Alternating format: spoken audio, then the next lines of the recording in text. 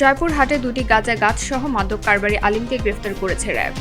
জয়পুরহাটে ১.১ KG ওজনের দুটি গাঁজা গাছসহ মাদক কারবারি আলিমকে গ্রেফতার করেছে র্যাব। গ্রেফতারকৃত আলিম আকন্দ জয়পুরহাট সদর থানাধীন ফানাই কুশলিয়া গোনাপাড়া এলাকার মৃত দাইমুল্লাহর ছেলে। র্যাব ৫ CPC-৩ এর গোয়েন্দা দল গোপন সংবাদের ভিত্তিতে ফানাই কুশলিয়া গোনাপাড়া এলাকা থেকে গতকাল রাতে মাদক ক্রয় বিক্রয়ের সময় তাকে আটক করে নিরপেক্ষ সাক্ষীদের উপস্থিতিতে তার বসত বাড়ি তল্লাশি করে বাড়ির আঙিনা থেকে অবৈধ মাদকদ্রব্য ১.১ কেজি ওজনের দুটি গাঁজা গাছ উদ্ধার করে। আলিম একজন চিহ্নিত মাদক কারবারি। সে নিজ বসত বাড়িতে গাঁজা চাষ করে জেলার বিভিন্ন এলাকায় খুচরা ও পাইকারি বিক্রি করত। তার বিরুদ্ধে মাদকদ্রব্য নিয়ন্ত্রণ আইন ২০১৮ অনুযায়ী জয়পুরহাট সদর থানায় একটি মামলা রুজু করা হয়েছে।